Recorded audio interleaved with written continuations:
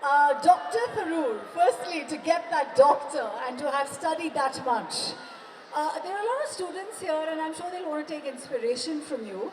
But sometimes in life, we think, does education really matter in terms of making that impact in your life and having that kind of progression that one really looks forward to, unless you're a skilled doctor or another life-saving profession.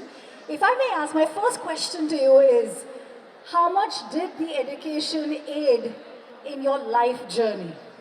Well, education is important, but I would say it didn't end with my PhD.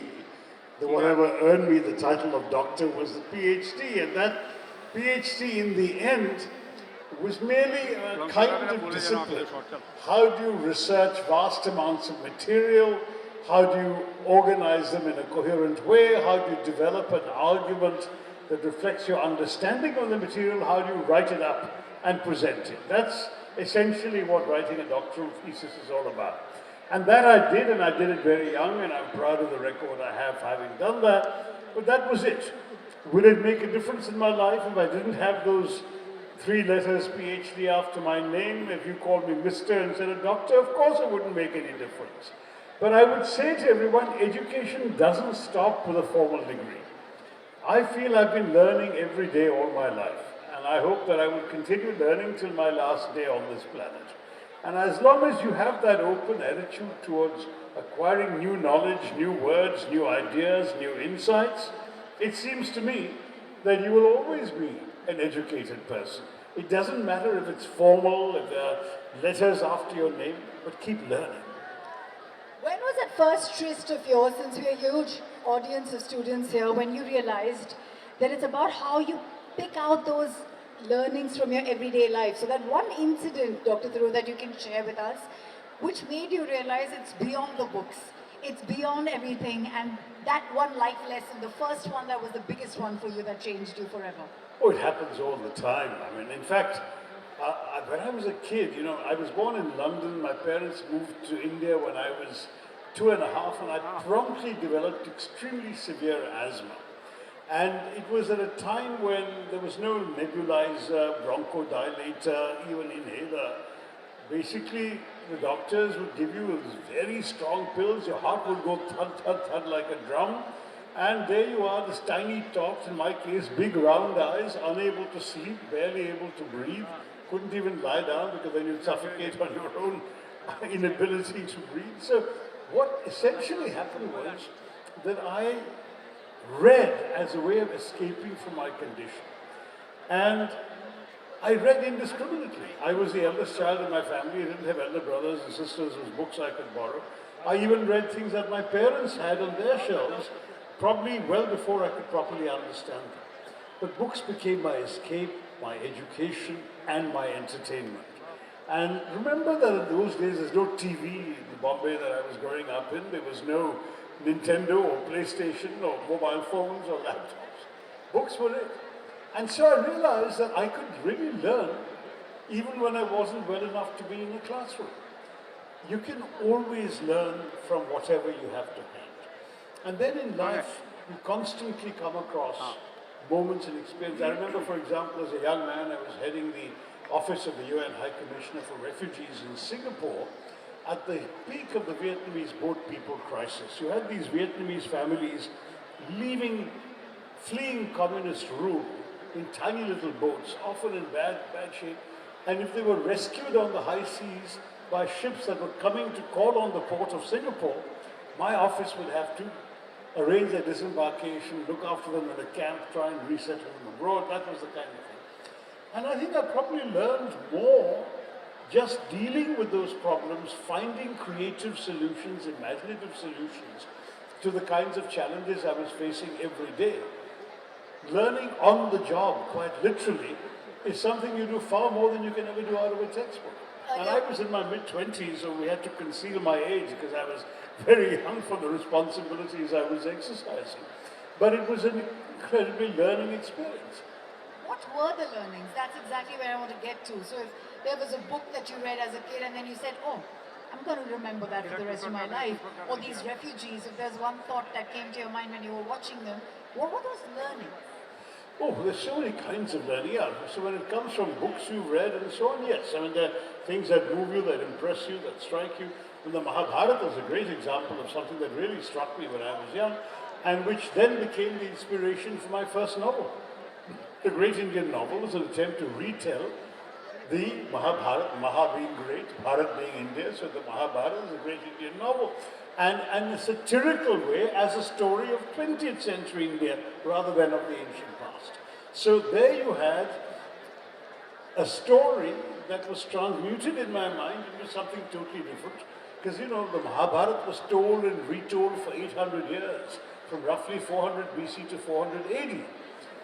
By people, and people memorized the stories, and they kept adding to it in the various versions and so on. But then we stopped retelling it. So, 1,600 years later, I asked myself, why did we stop retelling it? What would happen if suddenly today Ved Vyas were to retell the Mahabharata? So I invented a Ved Vyas who's this old, cantankerous old politician in his dotage and in his anecdotage, who is dictating his memoirs of the freedom struggle to a South Indian secretary called Ganapati, who has a big nose, of course, but he comes into Ved Vyas dragging his enormous trunk behind him. So such are the secular users of Indian divinity. And in the process, I tell the satirical story of the whole of 20th century India, using characters, episodes, digressions, philosophies, everything from the Mahabharata in that story. Now, is that a learning? Is that a teaching? Is that a reinvention? Whatever, call it what you like, but what gives me great satisfaction is that young people who weren't born when the book was first published are coming to me clutching copies of it for signature. The book was published way back in 1989, and I'm delighted to see that a younger generation is still reading it. That's what's satisfying. Who was the most interesting character in the Mahabharata to you, and what did you learn from him or her? All the characters are interesting. It's one of the most amazing things about the Mahabharata is precisely that the characters are really human beings with flesh and blood and feet of clay and jealousies and passions and anger and resentment. And no one is perfect. Even Yudhishthir connives in a deception. No one is naive, but no one is all good and no one is all bad. And that's something that's also an insight you learn about humanity. One thing I've learned in the world, in the life I've led, the places I've been, the people I've met, is that indeed no one is perfect. Not even the great people you come across who you often only see on television. But at the same time, no one is utterly without redeeming human qualities either. I just don't see people as all bad or all good. I see some of their qualities, and what's amazing is, when I was in the UN, at one stage of my career, I was I don't call myself the right hand of Kofi Annan, but I was the right finger of Kofi Annan, one of his many fingers on his right hand. And in that capacity, I met a lot of top world leaders by his side. Often it was just Kofi and me, and a world leader and his aide. And it would be a very small discussion, so you could see them, their humanity, sit them face to face, rub knees against Tony Blair in the tiny sitting room of Downing Street, or watch Yeltsin down vodka after vodka over lunch in the Kremlin, and so on and so forth. And it was fascinating to see that these people who you always assume are larger than life because you're seeing them on television are actually just regular folks like you and me. They happen to be in a particular position that gives them that importance. But basically, they aren't any different from any of us. And that was, again, a very useful learning. When I came into politics, I came in without too many illusions about all these larger-than-life characters I was going to be interacting with. Being a diplomat, being a leader, being an author, and you've played all of these roles, what is the one character trait that actually gets you through in life, that you hold in high importance? If there is a hierarchy, 1, 2, 3, what are those traits? That's what we want to impart here today. Yeah, I mean, I would say to the young people listening, and I'm not sure everyone is listening, but those who are listening, that perhaps the most important thing is what you can call resilience. That is, everyone will know setbacks in life. Everyone will fall. I don't think there's any great successful person you've seen and admire who has never had a failure in his life. There'll be some setback, some problem, but it's how you learn from that, fall, you pick yourself up and you keep going on. That is resilience, and that's the most important quality that any human being can have. Don't let your failures put you down. That's what it is. Absolutely. You know, I often say to young people, first of all, know yourself. Everybody has some ability, some strength. It may not be what people conventionally value. Yeah. You may not be the best athlete to win the 100-meter race. You may not be the smartest student to come first in maths class. You may not be the best speaker, the best actor, the best dancer, whatever. Yeah. But you may be the person that people like to turn to when they're in distress, because you will often offer a shoulder and a hug and a word of consolation. You may be the person who makes people laugh. You may just have a great talent for being a good human being. It doesn't matter. Whatever your talent is, you have a talent. And don't ever let anyone let you feel that you don't have that talent. Find out what your talent is. At least when you're young, keep trying things that you feel you might be good at and find out for yourself. Fail a couple of times, keep trying. If you keep on failing, maybe you'll tell yourself, this isn't for me, I really can't do this. But there may be something else that you can do. Yeah. And once you know that, the simple message to all of you is, be the best you that you can be. Nobody else can be you. So if you've got some sense of who you are, if you can be anchored in yourself, and then be the best version of that, then no one can ever accuse you of letting yourself down or letting the world down. And to my mind, that is the most important lesson. I think Swami Chinmayananda famously said, it is not what's behind you or ahead of you that matters. What matters is what's within you. And that's what you need to identify and be centered. Dr. Tharoor, I find it very interesting how you romance, even though you're such a charming man, and I often wonder how many women got lost in those wonderful eyes of yours. But honestly, your romance for words. Everybody, do we agree his romance for words is the wowest thing ever? Please make some noise. So you want to tell us? So some are listening. Yes, there are quite a few. There are quite a few.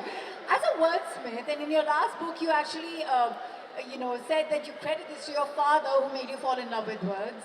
I have to ask you, do you firstly play Wordle? Do you play Wordle?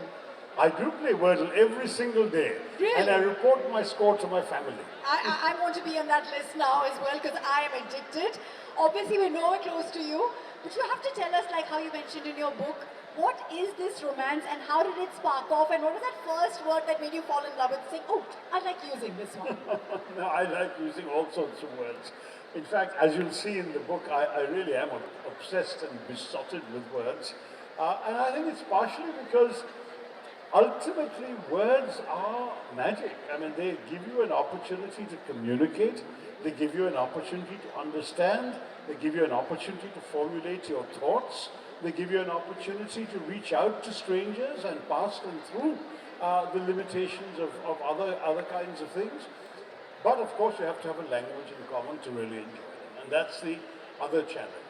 But enjoying words to me is wonderful because just as the way we breathe, the way we talk is simply natural to us, so also the words we use should be just as natural. It should be something that comes, and if it's English, so let it be. If it's the Queen's English, or now the King's, and the British have a king now, or if it's going to be some sort of bastardized version of the language with bits of American and bits of English and bits of God knows what else, and some Hindi thrown in, or Gujarati, whatever, there's no harm in that.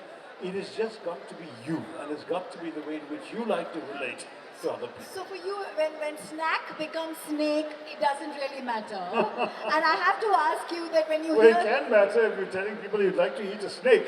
That will cause some complications. But in our country, it's very sad to say, if I may say so, if you're not speaking English up to the mark of the person you're in conversation with, you may not be respected as much as probably the others. And this is something recently a very, very famous actor spoke of as well. That somehow if you're English speaking, there is this welcome to my club, an untold openness towards that person and a respect towards that person. Do you think that still exists? Less so, I think. And certainly, I think it's fair to point out, putting all politics aside, that the Prime Minister has made it very clear that he's much more comfortable speaking in Hindi than he's speaking in English. And very often, even when he meets world leaders, he will speak through an interpreter.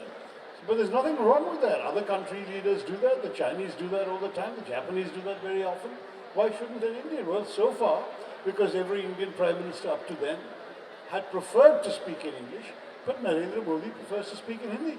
Nothing wrong in that.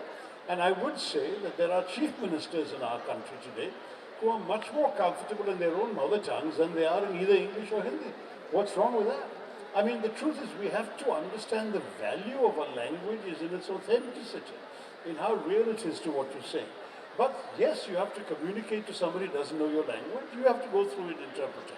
By the time half these kids here grow up, there's going to be software programs on their phones, their AI-enabled phones, and it's translated for them even as they speak. Are you okay when people say, this is my real brother, my good name is... What are the few things that really leave you off, if there are any? No, I don't think good name is bad English. It's just Indian English because in many Indian languages, I mean, for example, in Bangla, they say, Apna bhalo naam ki. Bhalo naam is literally good name. So, you know, it's because the assumption is that everyone has a nickname. Everyone is, you know, Tutul or Pinky or Lucky or whatever, but that they actually have a formal name that you need to know. And so that's what's your good name? And that's fine. Now, that's Indian, and that's part of it. Similarly, there are words in English that have fallen out of use in English, but which are still very currently used here. In England, no one says thrice for 3 times. They say 3 times. We still say thrice. Okay? No one says furlong for 1/8 of a mile. We'll still say, oh, that place is about a furlong down the road. So that's fine because the language, for example, the Americans say fall, which was the word used in English for autumn around the 16th century when many of the Americans took the English language to America. They continued using fall. The English stopped using it. They started saying autumn. But that doesn't mean fall is wrong. Fall happens to be American usage. So there's nothing wrong with all that. What I think is wrong, however, is when you misuse the language in a way that actually doesn't make sense. So for example, we have this habit in India of using until when we actually mean as long as. I cannot tell you, Archana, I'll miss you until you're away. No, I'll miss you until you come back. You see the difference? But the point is many Indians make that mistake. That's bad English. So you need to, you can have your Indianisms, you can have your Indian expressions, but you must at least use the right words when you're trying to communicate something in English. I remember Priyanka Chopra Jonas once telling me that, Archana, the reasons I went to America and ensured that I was in every channel doing all the talks is because people think Indians don't know how to speak this good English. And then she goes, you know, I had to tell them, no, we speak very good English. And this is a misnomer everywhere in the world. They think Indians don't know their English. Well, I mean, the truth is we can't generalize about Indians anyway, as you know. There are so many of us. There are Indians who speak good English, there are Indians who don't, but it doesn't matter. They must speak their own mother tongue better. Let them do that. Is there a perception of India that you've seen change over the years and you're very proud of today? You've lived abroad, you've been there, you've represented us. What is the one change that you're very proud of today?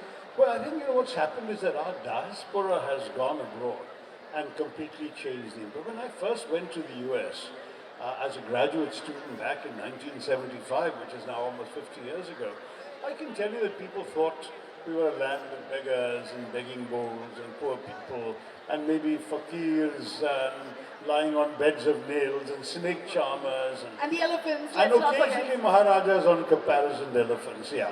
But otherwise there was no real appreciation of who we are as a people. Today that's all changed. Today I actually have recounted the experience of being intercepted by an anxiously perspiring European at Schiphol Airport in Amsterdam, who said to me, you're Indian, can you help me fix my laptop? I mean, the assumption is that every Indian must be a computer genius or a geek, you know.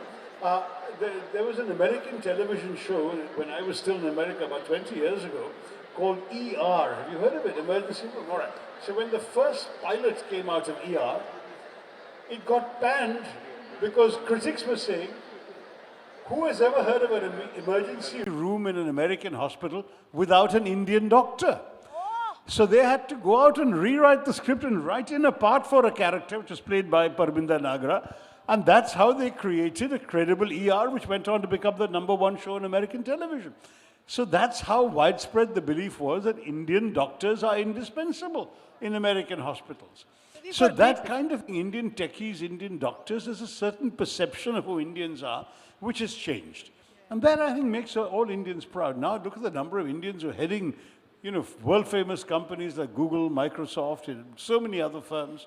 It's just very impressive, and you can be proud of that. How much of the AI term concerns you? Because, the human touch, and especially because you're an author and you're somebody who is an extremely interpersonal relationship kind of person, what is the AI going to do? What is our threat? I'm not so far worried because I don't think that AI can ever substitute for human beings.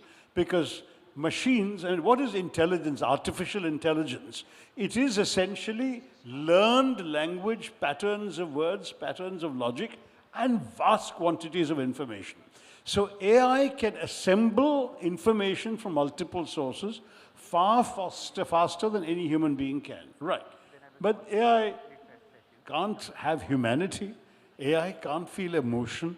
AI can't be irrational and explain, things to you that otherwise, don't make sense.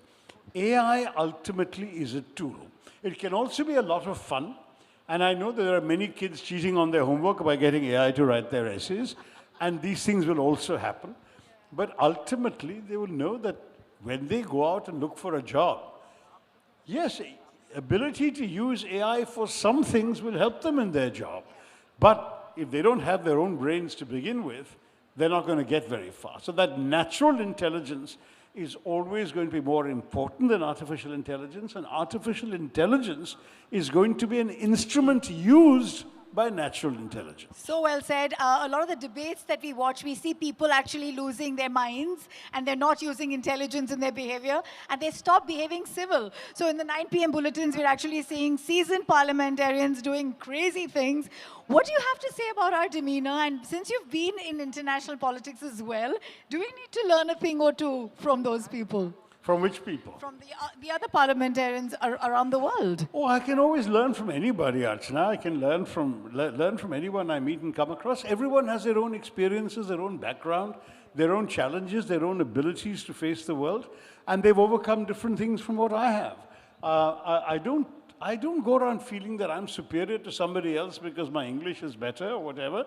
I feel that they've gone through different kinds of challenges, have come up in different ways, and I should learn from them what they know. And they certainly are free to learn or ignore what I know. No, but it's about their behavior I'm talking about, not yours. And well, look, not all behavior can be admirable. I'm not very fond of some of the behavior I see around me in Parliament.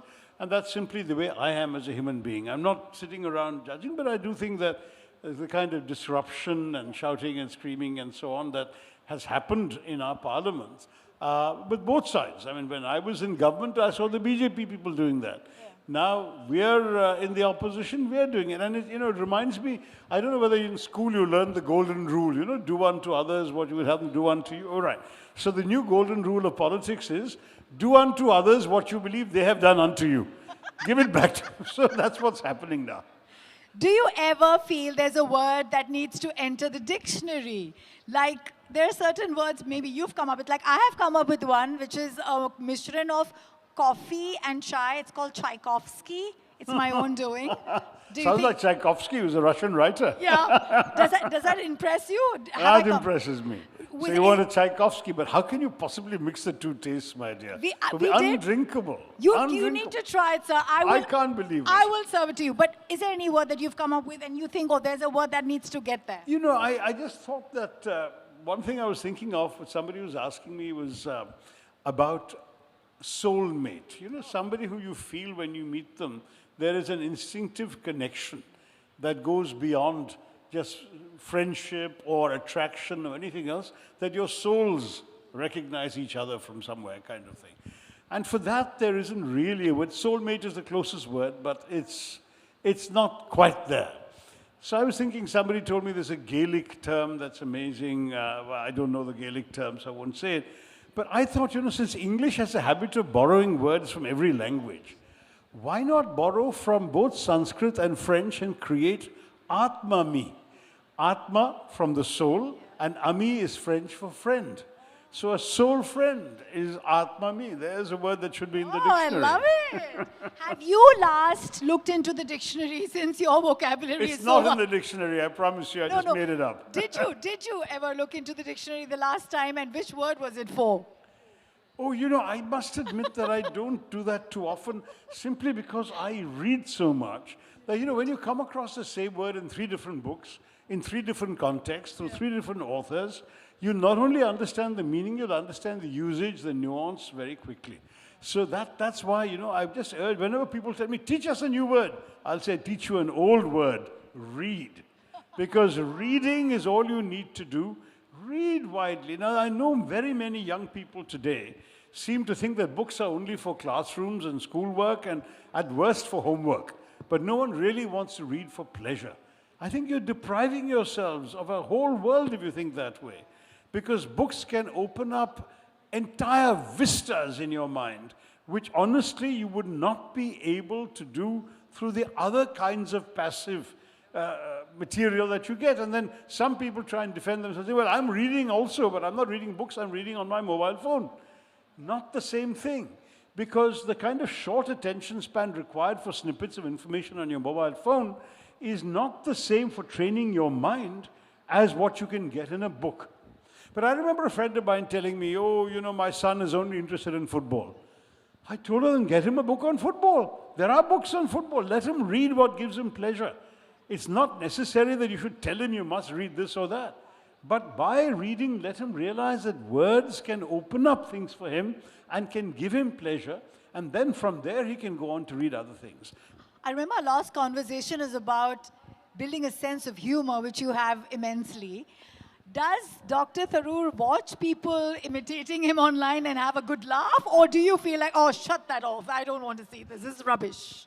Well, once or twice people have sent me these videos and clips. I think there's some Australian gentleman who tries to teach people how to talk like me.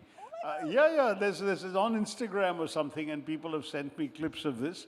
I laugh it off because at the end of the day, you know, I'm me, and nobody else needs to be me. They can be themselves, and just be a good version of themselves. I'm not quite sure that but that's... But it's almost like mind your language. You have an entire bunch of people creating an industry out of you. And isn't imitation a great form of flattery? I suppose it is, actually. But, you know, at the same time, you don't want to be stereotyped as just that. So, I often tell people, thank you for saying all these kind things about my words, my vocabulary, but I'd rather you said interesting things about the content of which I'm using. The words are a means to convey thought. It's the thoughts I want you to hear, not the words. There was one video where not the words alone. You moved us immensely by talking greatly of our nation. I think a lot of us here want to be proud Indians, और बहुत सारी चीजें हम अपने देश के बारे में नहीं जानते हैं.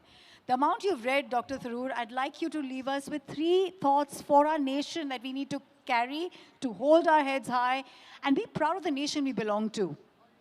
Well, one definitely, I think, is the extraordinary diversity of our nation. Yeah. You know, we are home to practically every religion known to mankind, with the possible exception of Shintoism. We should be proud of it. I don't understand the people who want to narrow everything down to one religion. Even the religion of which I'm a proud member, my Hindu faith, acknowledges so many different ways of worship. We have 330 million, 33 crore names of God, attributes of the divine. We have so many ways of worship, so many forms in which we imagine the gods. We are made for diversity and for acceptance of diversity. So to my mind, the first and most important attribute for us as a nation to be proud of is how we are so diverse and how we can all live together and dream the same dreams together. The second thing I would like to be proud of is our democracy. I'm not always proud of it. Sometimes there are moments you really wonder what's going wrong with it. But the fact that we are managing 1.4 billion people, 140 crore people, through a democratic means, not through the whip, not through force, not through what Dr. Ambedkar called the constable policing us, but simply by giving everybody the right to fulfill their own potential, fulfill their own dreams, vote for their own destiny, that's something to be really proud of, is indeed our democracy. A third thing I'm proud of is our young people, because they have in many ways brought a new energy, a new sense of purpose, and a new sense of aspiration to the future. I mean, I certainly grew up in a very different India from the India of today. Partially, of course, the liberalization of 1991 has opened up so many more spaces. There are more subjects the kids can study today than there were when I was in school or college.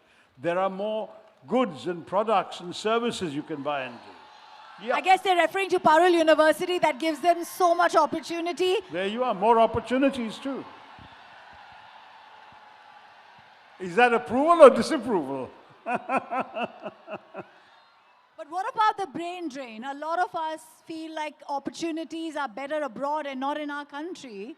Do you feel that there is something that we need to look at, why we should stay back and do our country good, you know? You know, the thing is that there are more and more people going abroad. And I've just written a column, in fact, about the surprising number of Indian immigrants who are illegally going to countries like the US. Legal immigrants going as students, staying on, that is not news. That we've seen for a long time. Satya Nadella and Sundar Pichai and Ajay Banga and all these people went that way.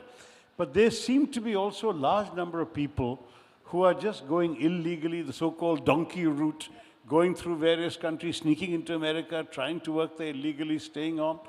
That's very saddening. First of all, that they would even feel the need to do that, as if they can't make a decent life in this country.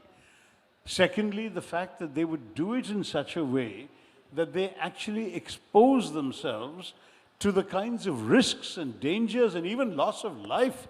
There's a family from Gujarat that froze to death trying to cross the icy border from Canada into America. Now, this kind of thing is very saddening to me. So yes, since you asked the question, let me say, I do see nothing wrong in going abroad legally to study, to improve yourself, and then I would like them to come back and to actually make a life here. I don't know who's come, but someone needs to inform us what's going on.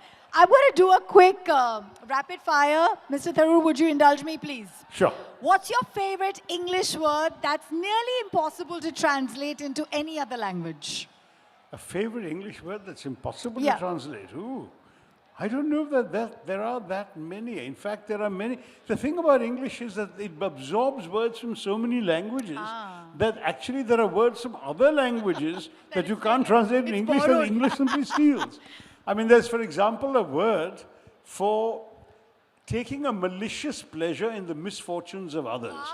And there is a word in English called epicaricacy, but no one uses it. Instead, everyone uses a German word, Schadenfreude, which means the same thing. So if you see somebody suffering a misfortune, having really bad news, you know, getting out for zero when he's been walking around like an arrogant fellow, then you experience Schadenfreude. There's an English word, but it's actually a German word they've stolen. And similarly, they stole the word loot from us. I've often said that the English took the word loot into their dictionaries and their habits. One phrase in Malayalam that perfectly captures something English can't. Something in? Malayalam. No, but that perfectly captures something in? Something that English can't capture. Oh, I'll tell you one very, very good example is, you know, when you, for example, if there are 10 cars in a row, Yeah. and I want to ask you which one is your car, Yeah. and you tell me it's, you know, I have to ask you this, I would have to say, in that row of cars, which number is your car? It's too long. In Malayalam, there's one simple word, etramate, which means which number. So etramate karana ningal, etramate vendiyana ningal. That's all I need to ask you, and we will tell you. Now, that's something that English does not have an equivalent for. Describe your philosophy in exactly 5 syllables. Is there a philosophy that you can tell us of yours? Be true to yourself. Oh, nice. Be true to yourself. Oh 5 my syllables. God, that was fantastic. What's your most overused word when debating or when having a conversation? I've been too fond, perhaps, of the word defenestrate, which literally means throw out of the window. So when you reject something, when you don't like something, when you feel something is hopeless, you defenestrate it. And I even said, you know, I'm campaigning to defenestrate this government, but that no one fully gets the. Which Indian language sounds very poetic to you? I think Bangla sounds very poetic, Very doesn't it? true. Very poetic. Ki mishti. Hey, acha, like that. If you had to teach vocabulary to aliens, what was the first word you teach them to get by? I love you. That would be the most useful expression. We know we have a charmer. That got We a know we reaction, have all a right. charmer. What's a word, if there is, that you feel is required to be used more often today that we probably used back in the day and we've forgotten? Somehow, you know, when over the years you see language lose its way and you think, why don't people use this more? That requires a little more thought. I mean, I would imagine that one of the things that people used to say in the old days was drawing a distinction of intimacy between forms like thou and you. You know, French still has it. Oh. Vous is formal, tu is more intimate. Yes. In Hindi, there is a difference between aap, very formal, tum, and tu. Ji. But in English, there isn't. Yes. Maybe that might be interesting for English to revive. If you could outlaw one grammar mistake, what would it be? Well, the one I mentioned to you, and I dislike it intensely when people misuse a word like until. Why can't they get it right? As long as. Don't say until. If you were synonymous to a word, if you were equal to a word, what would that word be? I don't know. Various? I don't know. I'd like to think there's plenty of parts to me, so yeah, maybe various. And in a Multiple. Bollywood-obsessed nation, who would you like to play Dr. Shashi Tharoor on screen? I wouldn't. I hope there never is going to be anyone playing me on screen. But you know, at one time I remember many, many decades ago when this movie Marches came out, this magazine that no longer exists called Sunday, they ran a picture of me with Chandrachur Singh separated at birth or something like that. So that, I subsequently, I still haven't met him face to face, but I did speak to his father once who had seen the same thing and we cracked a joke about it once on the phone. Dr. Tharoor, I remember when, I don't read too much, but I did read Paulo Coelho, The Alchemist, and it did change me for life because it said the exact message you've been saying. The answer is within you. Your riches are within you. If there's one book that you would recommend to every नौजवान जो यहाँ बैठे हुए हैं, वो कौन सी किताब है? बिल्कुल महाभारत ही है, क्योंकि महाभारत में सब कुछ है. और आप अगर महाभारत पढ़ेंगे, in fact, one time it used to be said about the Mahabharata that what is not here is not worth knowing, and what is anywhere in the world is here. Of course, that's too simplistic a claim today. The world is much more complex. But there is so much there. You can learn so much from the stories. You can learn so much from the philosophies. There are digressions there. The Bhagavad Gita, it's part of the Mahabharata. You read the Mahabharata and you get a complete library of classical India in one volume. And if there are any kind of habits beyond reading that have grounded you and made you who you are, what is that habit? I think listening. I think one of the things, I certainly read more than I don't listen that much to podcasts and so on. But even when I meet people and I would urge you all to meet people in the spirit of feeling that you can always learn something from them.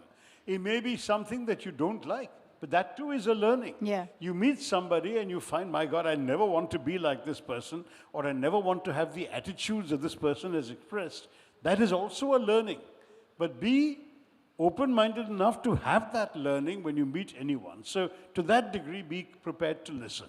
We find you so charming when you talk. Is there anybody you admire when they talk? Oh my gosh, I admire lots and lots of people. How about a good RJ who knows how to speak to people? Dr. Tharoor, you're too kind.